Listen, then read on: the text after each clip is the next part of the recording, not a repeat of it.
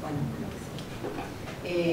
hoy decíamos bromeando un poco de que no tengo conflicto de intereses, pero tampoco vi un sarampión, cosa que le debe pasar a la mayoría de los que estamos acá, y dificulta un poco más también brindar una respuesta como equipo de salud frente a esta situación.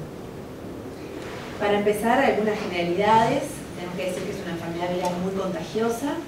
Antes de la vacuna virus vivo era una enfermedad que se presentaba de forma endemoepidémica y posteriormente a la vacuna se presenta como brotes desde casos importados, dependiendo la magnitud de estos brotes de la cantidad de personas susceptibles. Las personas susceptibles serían las que no están vacunadas, no tienen la correcta vacunación, más de 2 dosis, ¿sí? O 2 dosis, o que nunca cursaron la enfermedad. En cuanto a la clínica, cursa con un exantema no pruriginoso, fiebre y malestar general, y antes de la aparición del exantema puede parecerse mucho a una infección respiratoria alta o a una gripe, lo cual dificulta aún más el diagnóstico de la infección, y habitualmente unos puntos importantes es que se asocia con conjuntivitis, rinorrea y tos que pueden persistir, después vamos a ver, durante todo el cuadro clínico. Las complicaciones son infecciones del tracto respiratorio o afectación por el mismo sarampión del tracto respiratorio y afectación del sistema nervioso central, que ambas complicaciones pueden llevar a la muerte. El diagnóstico es clínico, apoyado en la serología y en técnicas de PCR. No existe un tratamiento específico para esta infección y lo importante es que es una enfermedad inmunoprevenible y de notificación obligatoria en las primeras 24 horas desde que sospechamos un caso. Así que vamos a ir desarrollando un poco estos puntos. En cuanto a la epidemiología, antes de la vacuna virus vivos atenuados, que fue licenciada en 1963, había epidemias cada 3 a 4 meses que se daban cada 2 a 5 años a nivel mundial. Cada 2 a 5 años se iba juntando gente susceptible, digamos, y aparecían las epidemias que duraban unos 3 o 4 meses. Después de la introducción de la vacuna virus vivos atenuados, que es la vacuna que usamos hasta el día de hoy, el mantenimiento de la circulación viral se realiza por brotes extensos en algunas regiones, como en Europa, sobre todo Europa del Este o en África, ¿sí? Que hacen que se perpetúe e impactan en realidad en la epidemiología de otros países, vinculados sobre todo a los movimientos de las personas, ¿no?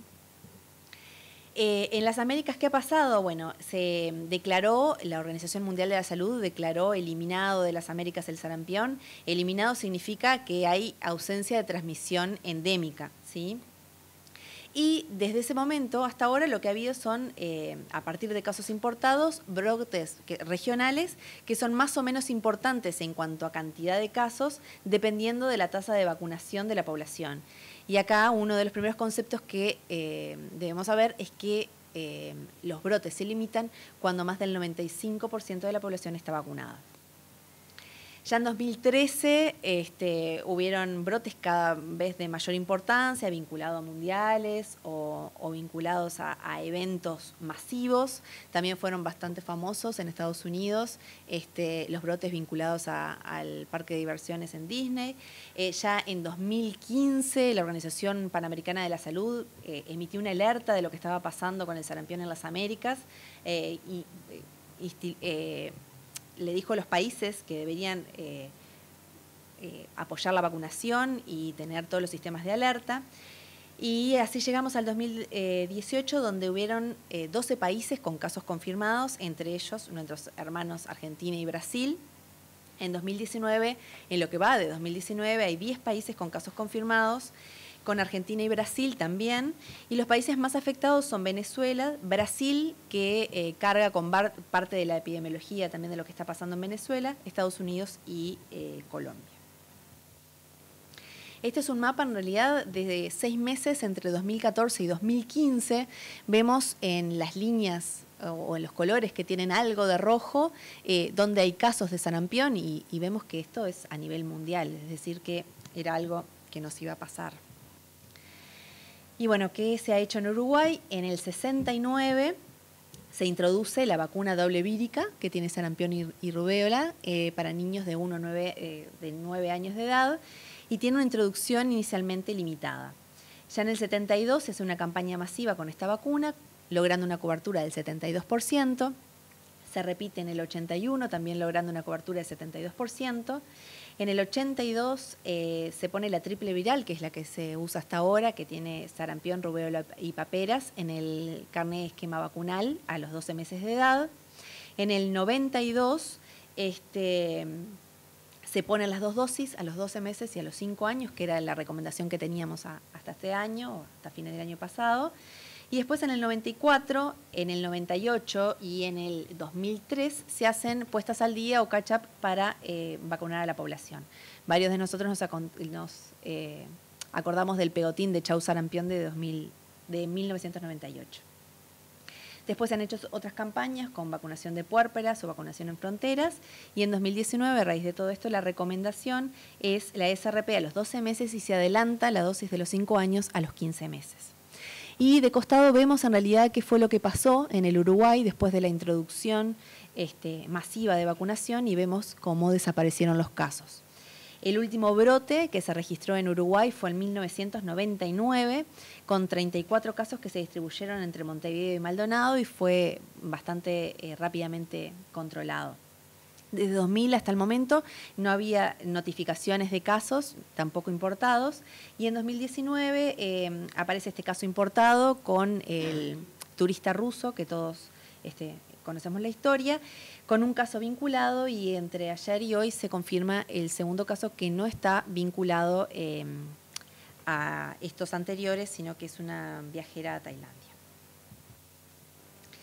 En cuanto a la patogenia y la transmisión, dijimos que era altamente contagioso, y es contagioso antes de la aparición del exantema, ¿sí? Son 4 días antes y 4 días posteriores al exantema. La transmisión es por gotitas y por vía aérea, que Henry después va a hablar de las precauciones al respecto. Y vemos en el cuadro los eventos en cuanto a la patogenia. Vemos que en el día 0 el virus del sarampión, a través de gotitas, toma contacto con la superficie epitelial de la nasofaringe, probablemente también a través de la conjuntiva ocular. Hay extensión de la infección a los linfonodos regionales, hay una viremia primaria, hay una fase de multiplicación a nivel sistema respiratorio, después una viremia secundaria, y todo esto en realidad es el periodo de incubación con el paciente asintomático, ¿sí? Aparecen entre el día 7, 11 o el día 14 el exantema y el compromiso respiratorio, ¿sí? Y posteriormente, para el día 15, 17, empiezan a disminuir las manifestaciones.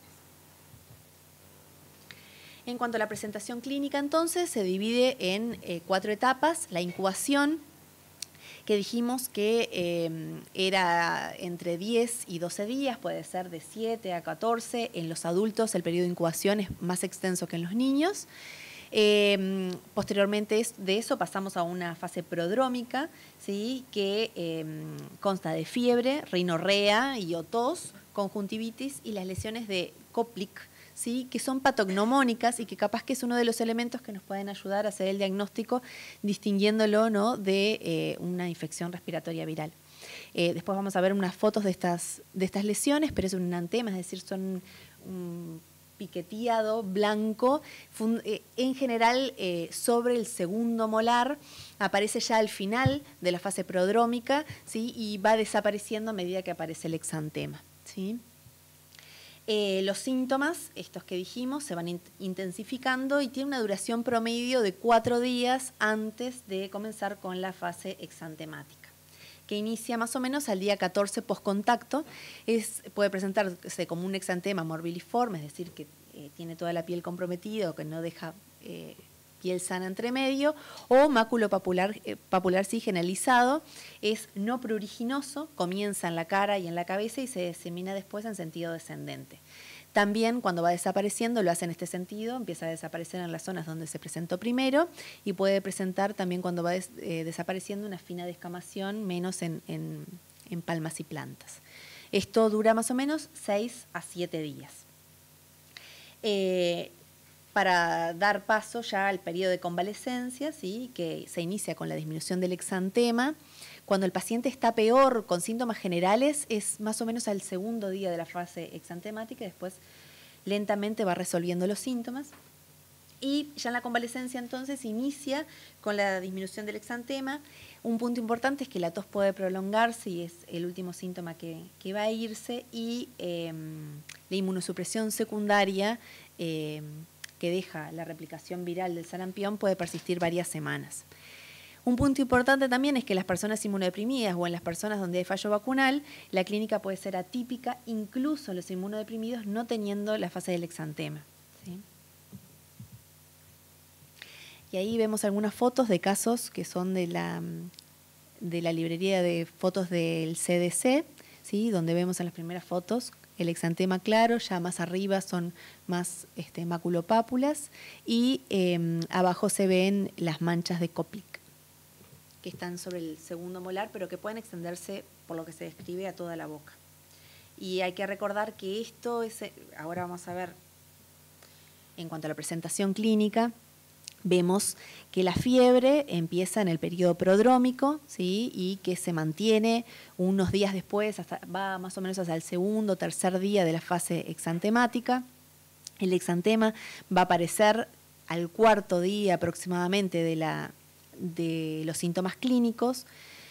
Cuando aparece el exantema, las manchas ya van desapareciendo también. La conjuntivitis, los síntomas de resfriado y la tos aparecen en el periodo prodrómico y pueden mantenerse hasta el periodo de la convalecencia. Recordemos entonces que la transmisibilidad se da 4 días antes y 4 días posteriores al exantema.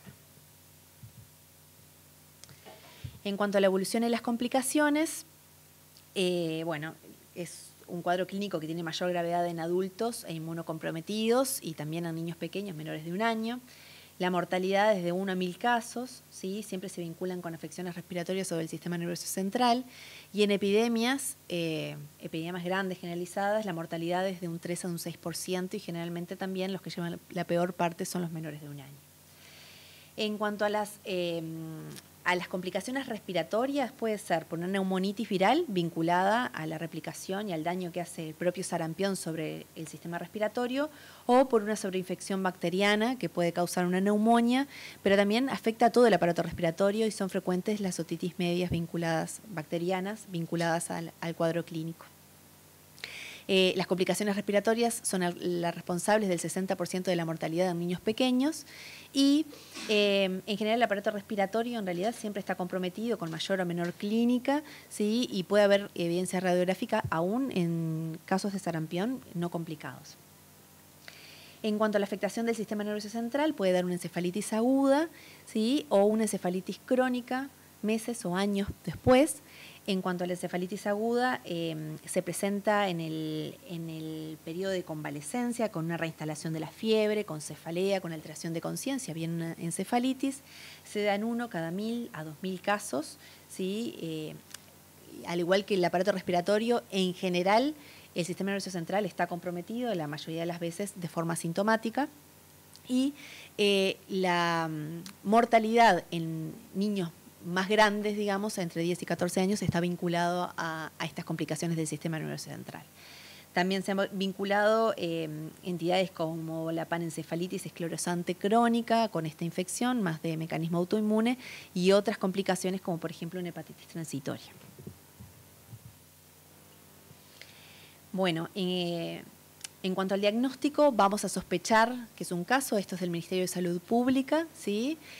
Vamos a llamar a caso sospechoso a cualquier caso que tenga fiebre y un exantema maculopapular, ¿sí? Y que tenga una o más de los siguientes síntomas como tos, rinitis y conjuntivitis. El caso confirmado es aquel que está confirmado a través del laboratorio o porque tiene un nexo epidemiológico, ¿sí?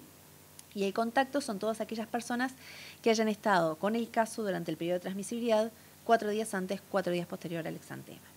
Y un punto importante es que hay que notificar todo caso sospechoso en las primeras 24 horas.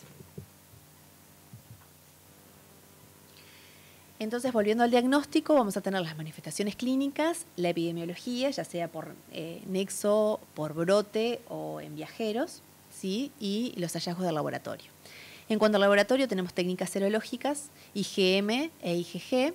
Las IgM son confirmatorias, pero hay que recordar que aparecen recién al tercer día del exantema y pueden durar entre 30 a 60 días. Y a través de las IgG es la elevación, como en la mayoría de las infecciones, de 4 veces el título entre la fase aguda y la convalescencia en sueros pareados.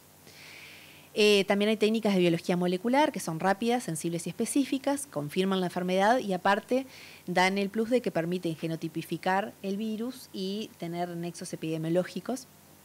Y pueden tomarse muestras respiratorias de exudado nasofaríngeo y orina, como está recomendando ahora el Ministerio de Salud Pública, pero también pueden hacerse virtualmente en cualquier líquido o tejido del cuerpo.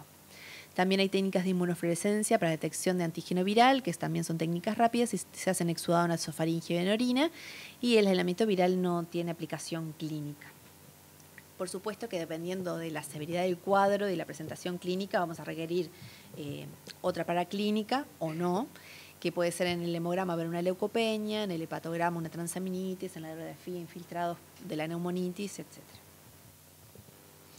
En cuanto al tratamiento, no existe una terapia antiviral específica. La indicación de hospitalización y el sitio del manejo en realidad va a estar motivada por el diagnóstico de complicaciones asociadas. Se aconsejan medidas de soporte con manejo de fiebre, hidratación y adecuado apoyo nutricional. Y la administración de vitamina A, que está sugerida por la Organización Mundial de la Salud, que plantea que reduce la letalidad, en realidad se focaliza principalmente para niños de países en vías de desarrollo, donde hay mayor incidencia de hipovitaminosis que pueden empeorar la evolución clínica. En cuanto a la prevención, dijimos que era una infección inmunoprevenible a través de la vacuna triple viral, SRP, sarampión, rubiola y paperas. Es una vacuna con virus vivos atenuados, eso hace que tenga algunas contraindicaciones. Se desarrolla en células de embrión de pollo, también eso hace que tengamos algunas salvedades en pacientes que tienen anafilaxia, que han presentado anafilaxia con el huevo. Y se desarrollan anticuerpos protectores en 96 a 98% luego de las 2 dosis. Y la duración de esta inmunogenicidad no se sabe, pero se propone que es por lo menos más de 10 a 20 años o incluso de por vida. La eficacia con una dosis en mayores de 12 meses es del 94% y con 2 dosis es mayor al 99%. Esta eficacia es menor en niños entre 6 y 12 meses. En cuanto a las contraindicaciones, como dijimos, como es una vacuna a virus vivos atenuados, va a estar contraindicado en pacientes inmunodeprimidos, ya sean con inmunodeficiencias severas, inmunodeficiencias primarias, por tratamiento inmunosupresor, en pacientes VIH positivos con menos de 200 CD4, en enfermedad oncológica que estén en poliquimioterapia, en trasplante de órgano sólido, en trasplante de progenitores hematopoyéticos, bueno, demás. De todas formas, hay tiempos para administrar la vacuna posteriormente, que eso siempre es en consulta, digamos, con un especialista. También está contraindicada en el embarazo, si bien no hay casos de complicaciones reportadas en mujeres, en más de 3.000 mujeres que se han vacunado inadvertidamente. Y un punto importante es que la lactancia no contraindica la vacunación, que es alguna de las preguntas que nos han llegado últimamente. También está contraindicado o debe posponerse hasta los 6 meses después de recibir si el paciente recibe inmunoglobulinas. Otra contraindicación es la reacción anafiláctica grave a una dosis previa, o sea, la alergia a alguno de los componentes. Es una vacuna segura, pero de todas formas tenemos que conocer las reacciones adversas, que van a ser fiebre, usualmente debida al componente de sarampión. Puede dar también un exantema transitorio, pero en menos del 5% de los vacunados. Puede dar una trombocitopenia también, que es muy rara, es un caso cada 30.000 o 40.000 dosis de vacunas, pero tenemos que estar atentos porque puede vincularse con la vacunación meses después. Artralgias y otros síndromes articulares, sobre todo en adultos jóvenes. Y bueno, después reacciones alérgicas, erupciones y urticarias en el lugar de inyección, que generalmente son poco importantes. Y un punto también importante es que hay evidencia actual fuerte que demuestra que no hay asociación entre síndrome de Guillain-Barré, autismo y enfermedad inflamatoria intestinal con la aplicación de esta vacuna. En cuanto a la administración, puede darse con las vacunas que no son a virus vivos, se puede dar en cualquier momento en relación con esta vacuna. Con las que son a virus vivos hay que darla en el mismo momento o separadas de 30 días, con excepción de la vacuna de la fiebre amarilla, que tiene siempre que estar separada de 30 días. Si hay un viaje y no se pueden separar, de todas formas, lo que se hace después es la revacunación. Se dan y se hace la revacunación. Entonces, ¿cuál es la indicación de vacunación de SRP actualmente? Todas las personas mayores de 15 meses de edad y nacidas luego del año 1967, es decir, los menores de 52 años, deben haber recibido 2 dosis de la vacuna. Si la persona no tiene el carnet, no sabe, no se acuerda, no le va a hacer mal vacunarse, por supuesto que con excepción de aquellos que hayan sufrido, ya hayan tenido previamente el sarampión. Los niños de 12 meses a 15 meses deben haber recibido una dosis y a partir de los 15 meses van a recibir la segunda. Los lactantes de 6 a 12 meses que viajan a zonas donde existe transmisión, que como vimos en el mapa, prácticamente es cualquier viaje.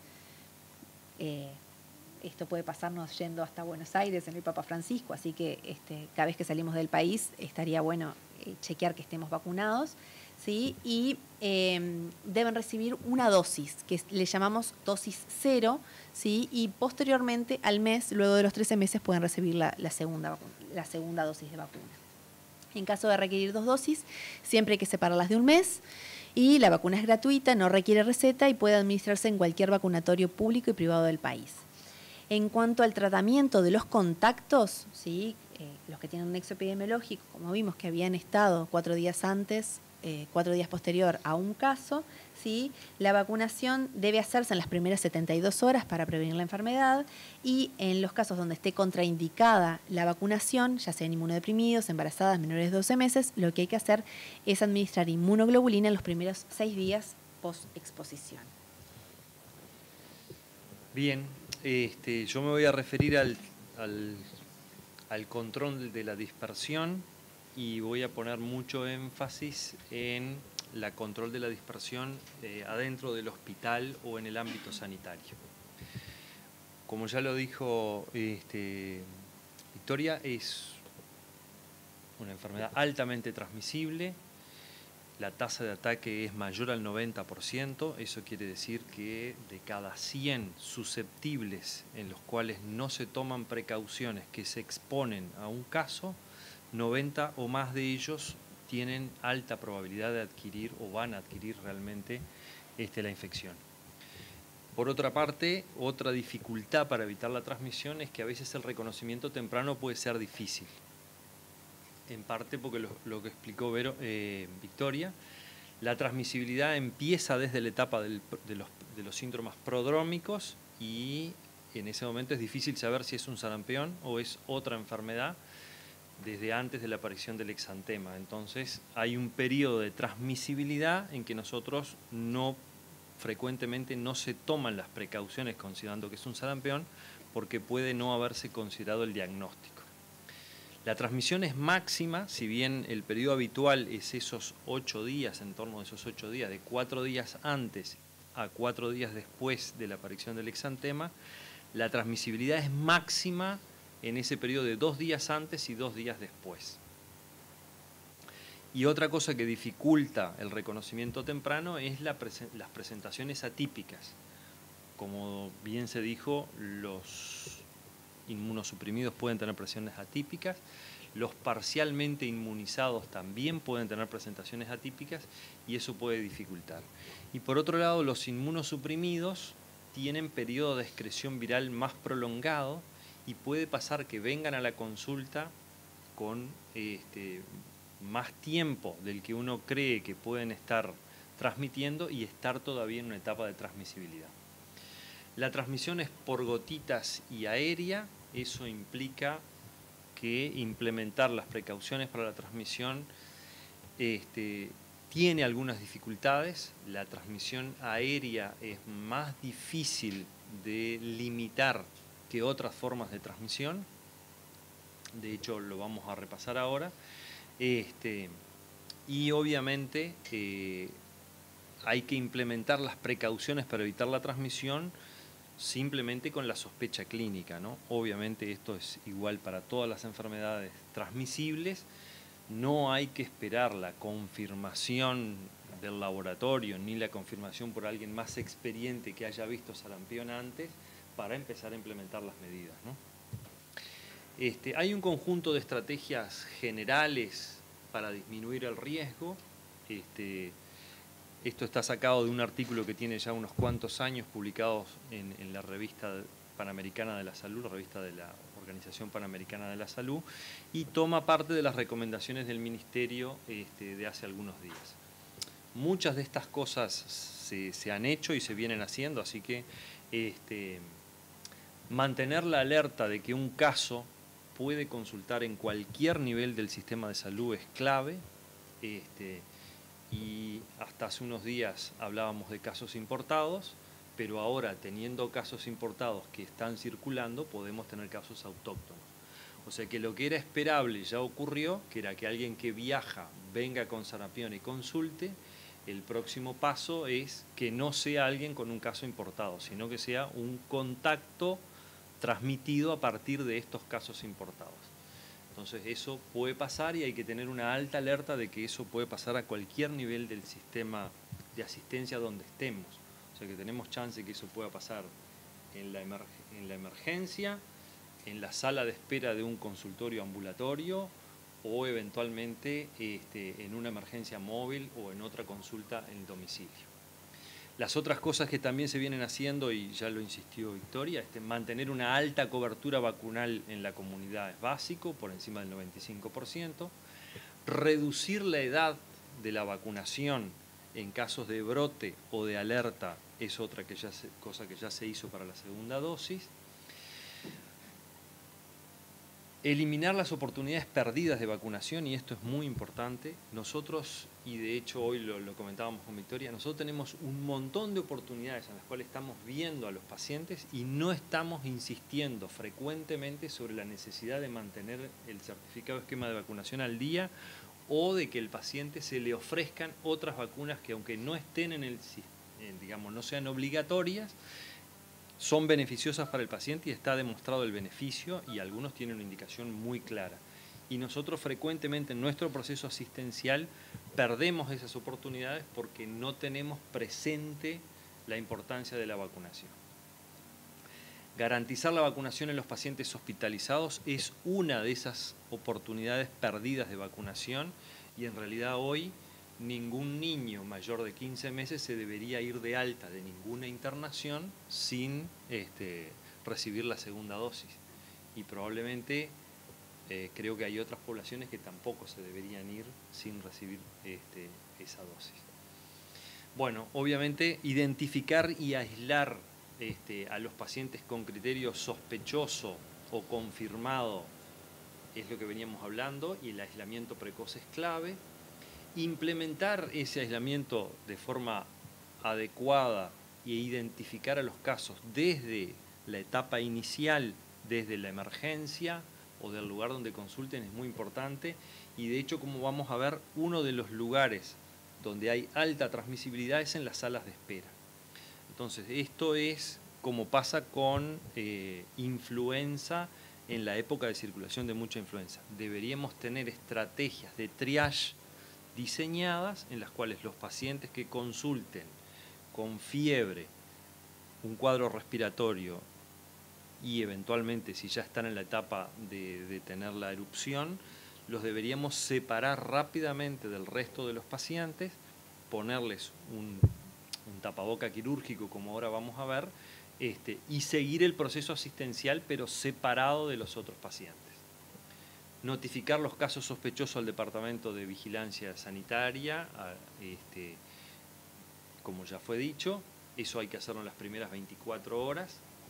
Asegurar la vacunación del personal de salud no completamente inmunizado, y acá hay que tener presente que tenemos una franja etaria muy grande, de 20 años por lo menos, de gente que muy probablemente haya recibido una sola dosis, si no recibió una segunda dosis en alguno de los catch-up, o si ya no era trabajador de la salud en el año 99, que fue el último brote que hubo, donde fue una recomendación formal de que el personal de salud se vacunara. Entonces hay un montón de personas que estamos en el sistema de salud entre los 52 y los 30 y algo de años, que tenemos mucha chance de no haber recibido 2 dosis y que deberíamos revisar nuestro carné, y además las organizaciones de salud deberían facilitar la vacunación. Ahora viene vacunación de gripe, sería una muy buena estrategia asociar esas dos formas y esas dos vacunas. Y bueno, y después está el seguimiento y la profilaxis post-exposición de los contactos, especialmente de los susceptibles, y ahí incluimos al personal de salud, y el análisis de la profilaxis, como ya lo mostró Victoria hoy. El tema es que esto hoy lo está haciendo, porque el seguimiento de los contactos lo está haciendo el Departamento de Vigilancia Sanitaria, y ellos son los que están evaluando y definiendo esta situación.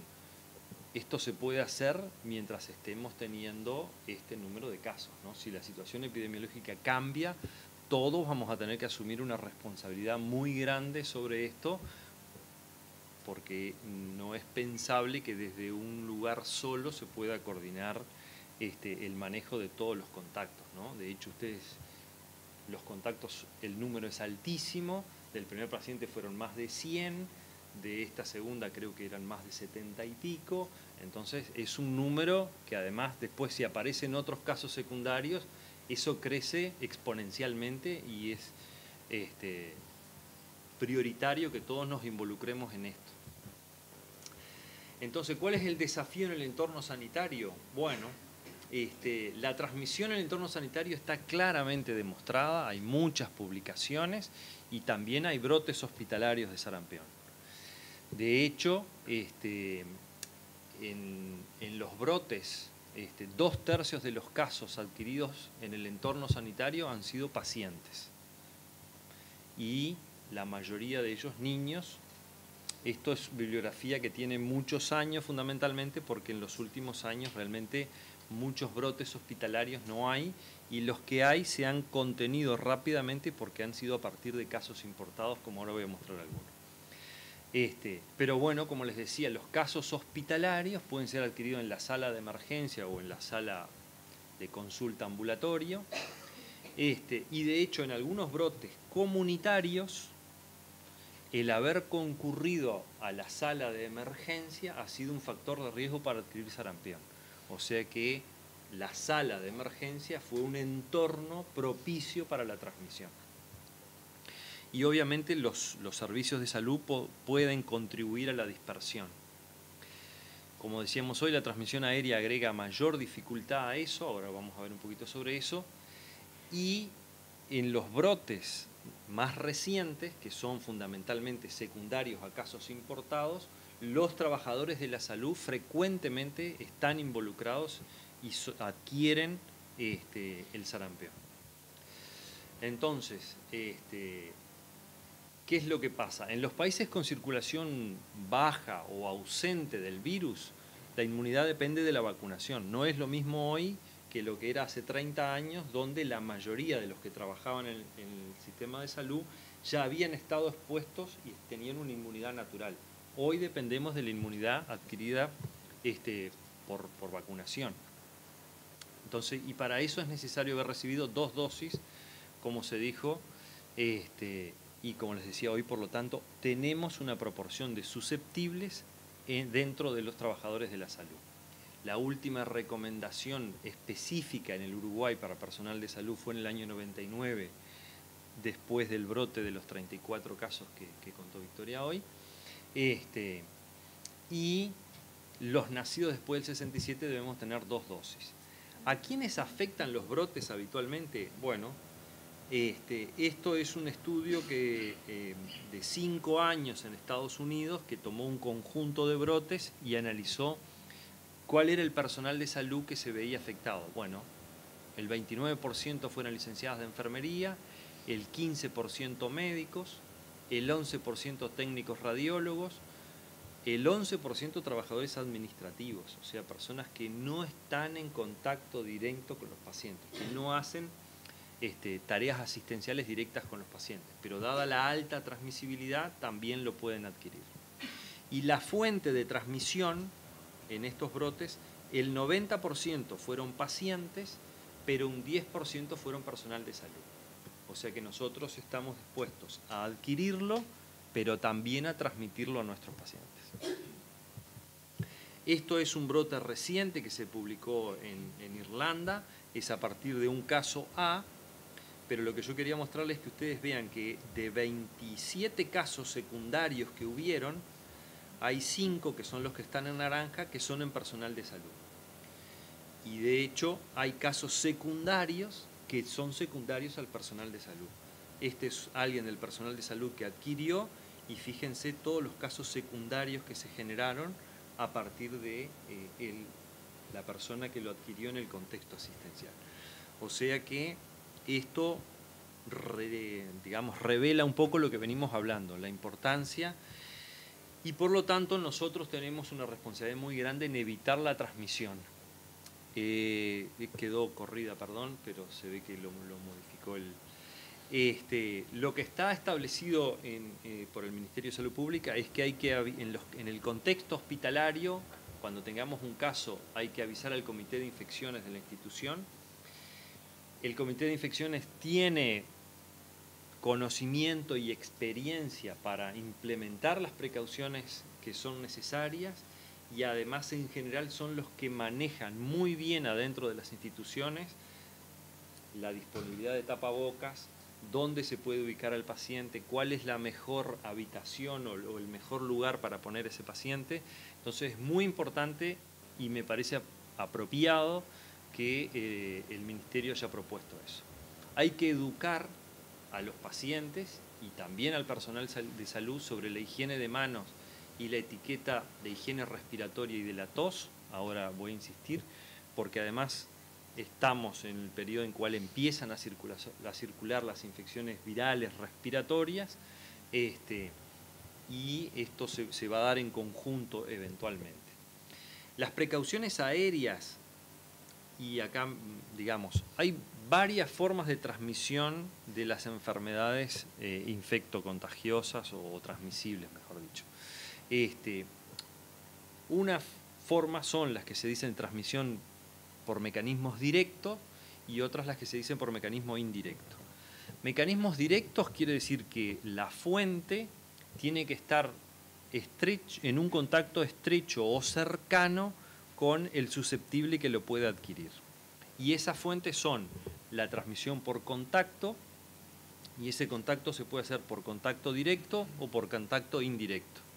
Adentro del hospital la forma de transmisión más frecuente es el contacto indirecto. No es que del paciente A un microorganismo pase al paciente B porque el paciente A y el paciente B se están tocando o abrazando. No es ese el mecanismo. El mecanismo más frecuente es por un contacto indirecto, que son nuestras manos o los dispositivos que nosotros utilizamos. No es la situación para el sarampión. La otra forma de contacto la otra forma de transmisión directa es cuando se puede transmitir por gotitas que la persona que está cursando, fundamentalmente para infecciones respiratorias, al toser, estornudar, o mismo al hablar o al gritar, expele del aparato respiratorio pequeñas gotitas, pero en este caso, que tampoco es el caso del sarampión, si las gotas son grandes, más de 5 micras, son gotas que no van mucha distancia. En general se dice que no van más allá de 1,5 metros. O sea que si yo separo a los pacientes por más de 1,5 metros, ese mecanismo de transmisión no es muy eficaz. Sin embargo, la transmisión aérea, que es la transmisión del sarampión, fundamentalmente, es un mecanismo indirecto. Indirecto, ¿por qué? Porque yo necesito, porque la transmisión puede ocurrir aunque yo tenga una distancia mayor de 1,5 metros entre la fuente y un caso susceptible. Y eso se produce porque el paciente que está cursando la infección por sarampión elimina en las secreciones respiratorias el virus, pero el virus puede permanecer en gotitas que se desecan y que quedan en suspensión en el aire, menores de 5 micras, y esas gotas, además de que se pueden mantener en suspensión, se pueden depositar y las corrientes de aire lo pueden volver a levantar generando turbulencia y se pueden transmitir a distancia. Eso está muy claro que pasa con el sarampión. De hecho, ya en los primeros brotes grandes se demostró que no era necesario estar en contacto con una fuente para adquirirlo, y de hecho en los brotes en los colegios, por ejemplo, se vio que niños que no compartían el salón y que estaban en otro turno distinto a los casos podían adquirir el sarampión, y es porque la transmisión aérea se produce por este mecanismo. El virus queda en suspensión y entra por el aparato respiratorio fundamentalmente. Entonces, para limitar esa transmisión en el entorno sanitario, ¿qué es lo que tenemos que hacer? Al paciente lo que se recomienda es que se le ponga un tapaboca común, una máscara quirúrgica, como decimos, o tapaboca común, de preferencia de triple capa. Eso, la función que tiene es contener las secreciones del paciente cuando el paciente tose, estornuda.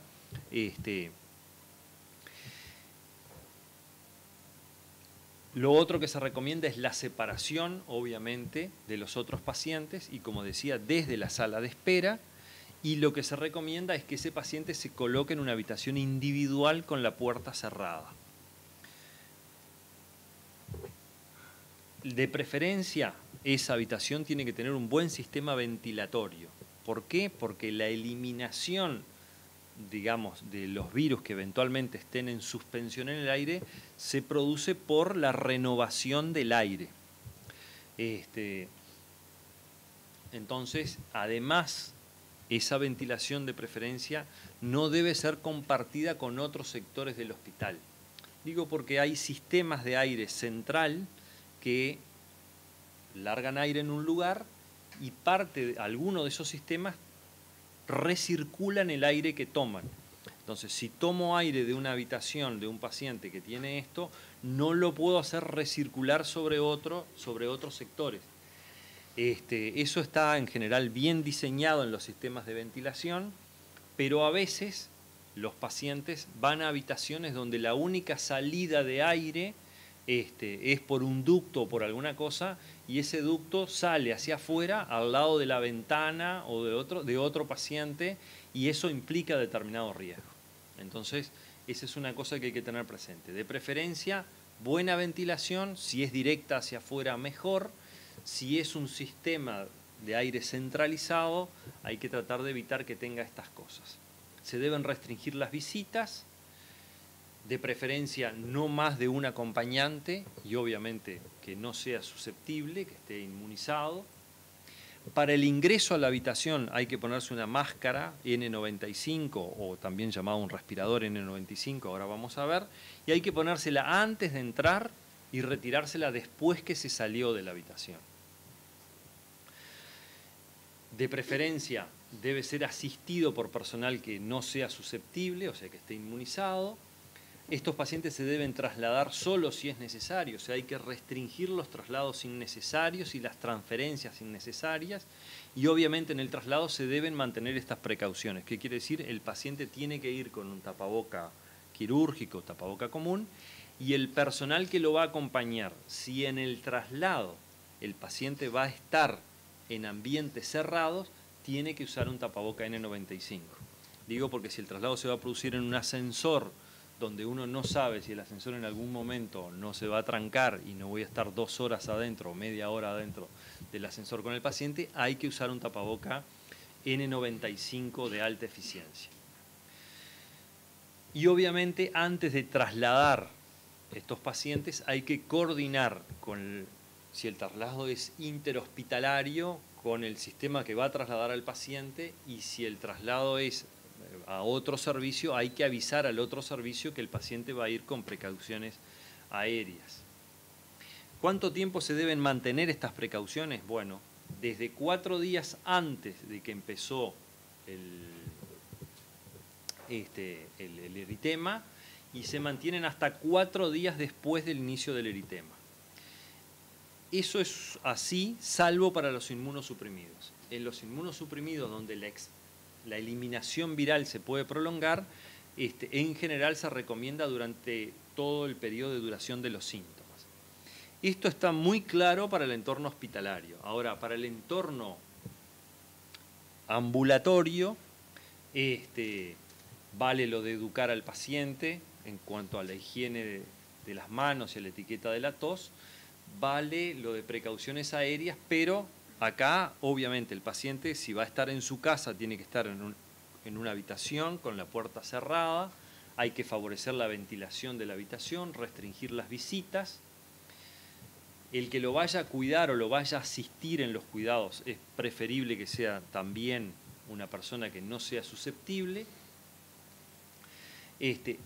Hay que tratar de averiguar si en la casa o entre los contactos que puede tener en el sistema ambulatorio hay personas de alto riesgo, menores de 1 año, embarazadas o inmunosuprimidos, porque en ese caso hay que recomendarle a esas personas que no estén en la casa durante el periodo de transmisibilidad. Fortalecer la higiene tanto del entorno como de los objetos. Esto vale mucho para los niños, sobre todo porque obviamente en los juguetes hay alta contaminación de secreciones y eso hay que higienizarlo frecuentemente.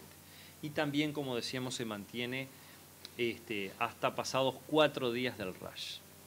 Esto es lo que recomienda la higiene respiratoria y la etiqueta de la tos, o sea que todas las personas que estén usando fiebre y síntomas respiratorios deben cumplir estas precauciones, que obviamente son cubrirse la boca y la nariz al toser y estornudar, utilizar pañuelos preferentemente descartables, y esos pañuelos se usan para contener las secreciones en el momento de toser, estornudar, y se descartan inmediatamente, de preferencia, en un contenedor para residuos, que lo recomendable es que tenga una bolsa de nylon. Hay que hacerse higiene de manos después de toser o estornudar y de controlar las secreciones, como veníamos hablando. Eso se puede hacer con agua y jabón o se puede hacer con alcohol gel. Hay unas recomendaciones,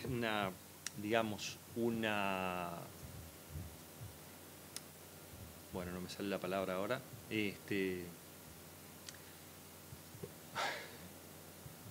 una cartilla, exactamente, de precauciones aéreas que se diseñaron ya hace unos años en el Ministerio, siguen siendo válidas, y las precauciones aéreas se recomienda que esta cartilla se ponga en la puerta de entrada de la habitación del paciente. Esa es la forma de que tenemos de que el que va a brindar asistencia o el que va a entrar, si está en la puerta del paciente, ya ve que el paciente está con este tipo de precauciones. Y tiene lo que veníamos hablando, implica el uso de la máscara N95 y en el reverso tiene cuáles son las situaciones en las cuales uno tiene que usar esto, y bueno, como ustedes ven, el virus del sarampión es una de las situaciones en las que tenemos que usarlo. Una cosa muy importante y que frecuentemente cometemos errores es en el uso adecuado de la máscara N95 o del tapaboca de alta eficiencia. Para que sea eficiente se debe colocar adecuadamente y se debe chequear el sellado. Colocar adecuadamente implica agarrarlo por el sector anterior, enfrentárselo a la cara y fijar las 2 cintas de sujeción, estirarlas bien y después ajustar bien sobre la nariz, y de hecho estos tapabocas todos tienen, tienen un mecanismo de metal que es moldeable o maleable, pero que permite ajustarlo bien sobre la nariz. Entonces se coloca la punta de los dedos sobre ahí, se aprieta sobre la nariz y el sector anterior y superior de la cara, de forma que eso moldee bien el tapaboca para que no pierda aire. Y después hay que hacer pruebas de que en realidad está realmente sellado. El sellado se hace soplando hacia afuera y viendo que el tapaboca se mueve en la cara y que no fuga. No debe fugar aire ni hacia los ojos y no debe fugar aire hacia abajo. Y después se hace una prueba negativa. Se inspira y el tapaboca se tiene que pegar a la cara. Eso es la forma de comprobar que el tapaboca está cumpliendo su función de sellado. ¿Qué es lo que no debemos hacer con estos tapabocas y qué es lo que sí debemos hacer? Bueno, lo que sí debemos hacer, colocarlos antes de entrar a la habitación del paciente, verificar que esté entero, que no esté roto y que no tenga defectos, ajustarlo apropiadamente, como les decía, verificar el sellado, ajustarlo sobre el puente de la nariz, retirarlo no tomando desde el tapaboca, porque la parte siempre más contaminada de los tapabocas es la parte anterior. Entonces yo me lo pongo así y me lo sujeto, pero la retirada se hace desde las bandas de sujeción. Tengo que realizar higiene de manos después y uno debe retirarse el tapaboca solo después que salió de la habitación. Por el contrario, no debe hacer ninguna de estas cosas, pero son el negativo de lo que sí debemos hacer. Muy bien, era esto. Muchas gracias.